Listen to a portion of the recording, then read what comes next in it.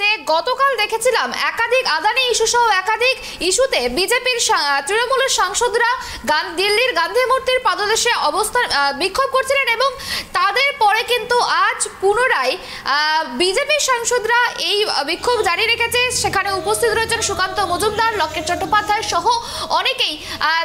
এই বিষয় নিয়ে আমরা আরো বিস্তারিত জানবো, কিন্তু যেমনটা দেখতে পাচ্ছি যে ইতিমধ্যে তারা কিন্তু বিক্ষোভে অনড় রয়েছেন এবং আমরা দেখেছিলাম যে আদানি ইস্যু নিয়ে বেশ কয়েকদিন আগেই কিন্তু উত্তাল হয়ে গিয়েছিল বিধানসভা। তারপরেই কিন্তু তৃণমূলের সাংসদরা বিক্ষোভ শুরু করে গান্ধী মূর্তির পাদদেশে এবং প্রথম দিন তারা কিন্তু আদানি ইস্যু সহ একাধিক ইস্যু নিয়ে তারা বিক্ষোভ করেন এবং তারপরে কিন্তু গতকাল যে ছবি উঠে এসেছিল সেখান থেকে তারা কিন্তু পেট্রোপণ্যের মূল্যবৃদ্ধির প্রতিবাদে তারা বিক্ষোভ শুরু করেন এবং তারপরে আজ সকালে 10টার পরে কিন্তু দেখা গেল গান্ধী মূর্তির পাদদেশে বিক্ষোভ করছেন বিজেপি সাংসদরা। এই বিষয় নিয়ে আরো বিস্তারিত জানা আমাদের সঙ্গে টেলিফোনে জুড়ে গিয়েছে আমাদের প্রতিনিধি রাজীব।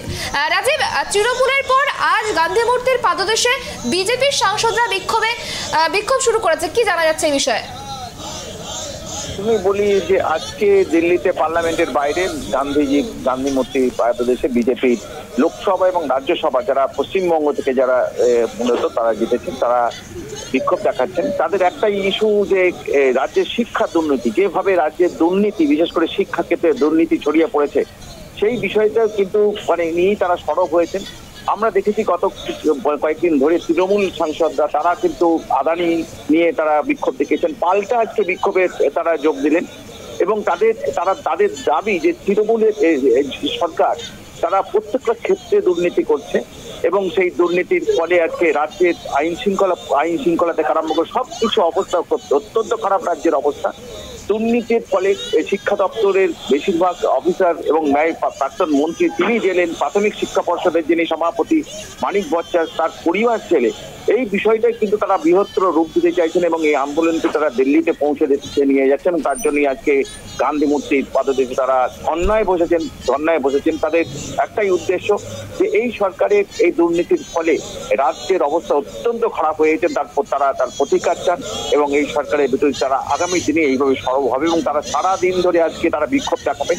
বিশেষ করে দেখা যাচ্ছে যে কলকাতা হাইকোর্টের নির্দেশে যে সমস্ত নেতা মন্ত্রীদের পরিবারের লোকেদের চাকরি চলে গেছে, স্কুল শিক্ষকের নিয়োগ হয়েছিল বেআইনি, তাদের ছবি নিয়ে এবং কুন্তল ঘোষ, তোমার শান্তনু ব্যানার্জি তাদেরও এই ছবি নিয়ে তারা পোস্টার নিয়ে তারা এই বিক্ষোভ দেখাচ্ছেন। আজকে সারাদিন তারা দিল্লিতে গান্ধী মূর্তির পাদদেশে তারা বিক্ষোভ দেখাবেন এবং রাজ্যের যে কি পরিস্থিতি, দুর্নীতির ফলে একটা সরকার যেভাবে ব্যাপক হারে দুর্নীতি করছে সেই বিষয়টা তারা বৃহত্তরভাবে প্রচার করবেন এবং সেই কারণেই আজকে গান্ধী মূর্তির পাদদেশে তারা আজকে বিক্ষোভ দেখাতে শুরু করেছেন।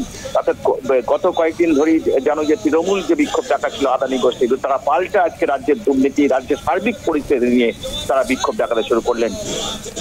ধন্যবাদ। যেমনটা আমরা জানতে পারলাম যে গান্ধী মূর্তির পাদদেশে বিক্ষোভ দেখাচ্ছে বিজেপি সাংসদরা। তাদের মূলত এই বিক্ষোভের কারণ হচ্ছে শিক্ষা দুর্নীতি। রাজ্যে যে বিপুল পরিমাণে শিক্ষা দুর্নীতি হচ্ছে সেই শিক্ষা দুর্নীতির প্রতিবাদে তারা যে সমস্ত চাকরি প্রার্থীদের চাকরি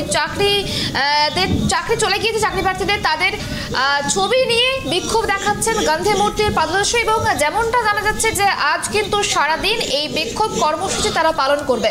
আর এই বিক্ষোভ কর্মসূচিতে উপস্থিত রয়েছে দিলীপ ঘোষ, সুকান্ত মজুমদার, লকেট চট্টোপাধ্যায় সহ আরো অনেক বিজেপি সাংসদরা।